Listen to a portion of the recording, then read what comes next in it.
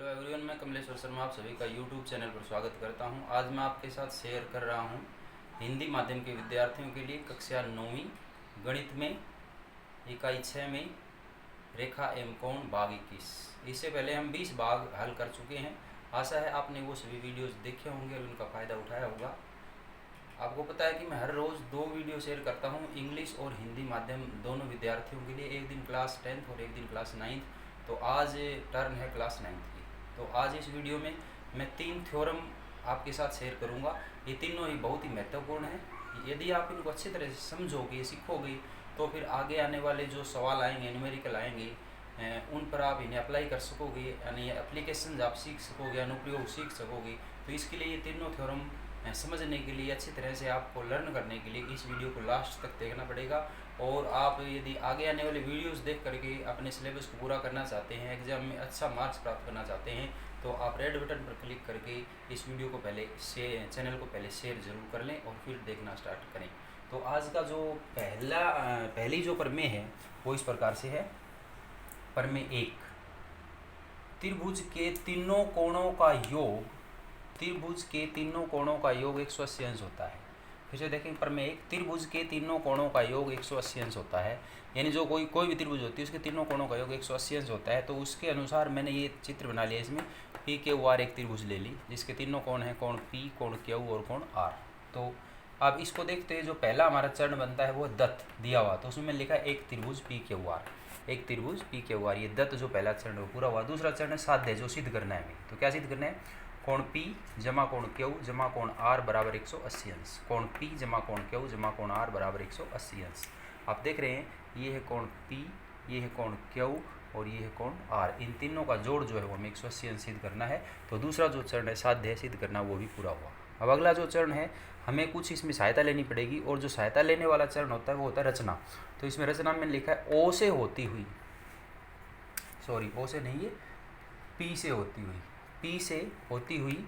P से होती हुई एक रेखा एस टी समांतर क्यू आर खींची। यानी P से होती एक रेखा खींची है, उसका नाम है एस टी, और समांतर किसके है? क्यू आर के। तो आप देख रहे हैं चित्र में, ये क्यू आर है और ये P है। तो यहाँ से होती हुई, P में से जाती हुई हमने एक यहाँ रेखा खींची है इस प्रकार से, और इसका जो नाम है वो लिखा है मैंने यहाँ एस टी। ये एस टी जो है वो P में से जाती है और क्यू आर के समांतर है। तो ये तीसरा चरण रचना वो पूरा हुआ। अब अगला जो चरण है वो प्रमाण। तो प्रमाण में लिखा क्योंकि एस टी समांतर क्यू आर है, क्योंकि ये एस टी जो है क्यू आर के समांतर है, ये रचना से आया है। तथा पी क्यू है पी आर, तथा पी क्यू, ये पी क्यू है और ये पी आर है, तिर्यक रेखाएं हैं। ये दोनों तिर्यक रेखाएं हैं, क्योंकि एस टी और क्यू आर दोनों समांतर रेखाएं हैं, तो ये तिर्यक रेखाएं होगी। इसलिए कोण एस पी क्यू बराबर कोण क्यू, कोण एस पी क्यू बराबर कोण क्यू। एस पी क्यू कहाँ देखेंगे? एस पी क्यू ये कोण है, ये कोण है एस पी क्यू, ये इस क्यू कोण के समान है। क्यों है? ये इसमें लिखा है एकांतर कोण है, और इसको समीकरण नंबर 1 लिखते हैं। एकांतर क्यों है देखेंगे, कोण एस पी क्यू जो है तिर्यक रेखा के बाईं तरफ का ऊपर का कोण है, और कोण क्यू जो है वो पी क्यू तिर्यक रेखा के दाईं तरफ का नीचे का कोण है। तो इस प्रकार से बने कोणों को हम एकांतर कोण कहते हैं, और एकांतर कोण समान होते हैं। अतः कोण एस पी क्यू बराबर कोण क्यू, ये समीकरण नंबर 1 लिख दिया। आगे लिखा है अतः कोण टी पी आर बराबर कोण आर, कोण टी पी आर बराबर कोण आर। टी पी आर कहाँ देखेंगे आप? कोण टी पी आर ये कोण है, यहाँ ये कोण आप देख रहे हैं बराबर है कोण आर, इस कोण के बराबर है। क्यों है? इसका कारण मैंने लिखा है यहाँ एकांतर कोण है, और इसको समीकरण नंबर 2 लिख दिया। एकांतर क्यों है देखेंगे, ये कोण टी पी आर जो एस टी और क्यू आर समांतर हैं, और पी आर जो तिर्यक रेखा है उस पी आर के दाईं तरफ का ऊपर का कोण है, और आर जो है इस तिर्यक रेखा पी आर के बाईं तरफ का नीचे का कोण है। तो इस प्रकार से बने कोणों को हम एकांतर कोण कहते हैं, और इसको लिखते हैं समीकरण नंबर 2। अतः कोण टी पी आर बराबर कोण आर, एकांतर कोण, समीकरण नंबर 2 हो गया। आगे लिखा क्योंकि कोण एस पी क्यू जमा कोण पी जमा कोण टी पी आर बराबर 180 अंश। एस पी क्यू कोण कहाँ देखेंगे? एस पी क्यू ये कोण जमा कोण पी, पी ये इसका अंत्य कोण, आंतरिक कोण है त्रिभुज पी क्यू आर का, ऊपर का ये कोण पी है, और कोण टी पी आर ये कोण टी पी आर। यानी दो कोण एस पी क्यू और टी पी आर तो बाह्य कोण हो गए और ये आंतरिक कोण हो गए। तो ये तीनों कोण जो हैं इनका जोड़ 180 अंश है। क्यों? क्योंकि रेखीय युग्म बनाते हैं। रेखीय क्यों बनाते हैं? क्योंकि एस पी टी जो है वो एक सीधी रेखा है, और ये तीनों कोण सीधी रेखा पर बने हुए हैं, इसलिए इन तीनों का जोड़ 180 अंश है। तो ये रेखीय युग्म है, और इसको मैंने लिख दिया समीकरण नंबर 3।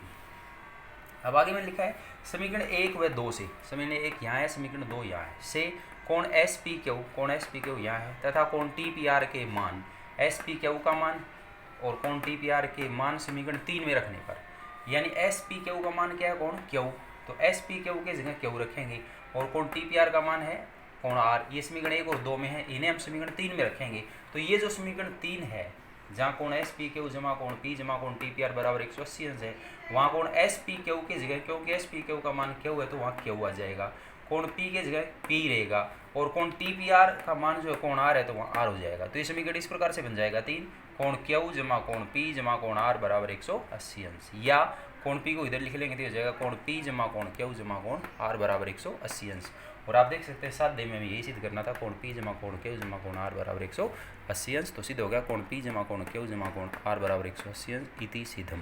तो इस प्रकार से पहली जो प्रमेय है वो पूरी होती है। अब दूसरी प्रमेय आज की ये है प्रमेय 2।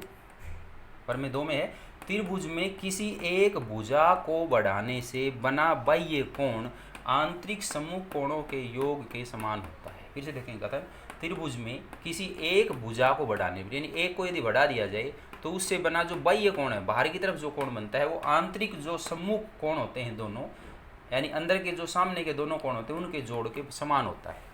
तो इस कथन के अनुसार मैंने चित्र बनाया है, पी क्यू आर त्रिभुज ले ली, इसमें जो क्यू आर भुजा है इसको मैंने आगे बढ़ा दिया यहाँ, तो यहाँ पर जो बाह्य कोण है वो ये बनता है, ये आप देख रहे हैं कोण पी आर एस, ये बाह्य कोण है, और जो इसके आंतरिक समूह कोण है वो ये है कोण पी और कोण क्यू। तो इस कोण को इन दोनों कोणों के जोड़ के बराबर हमें सिद्ध करना है। तो इसका कथन हो गया, इसका चित्र हो गया।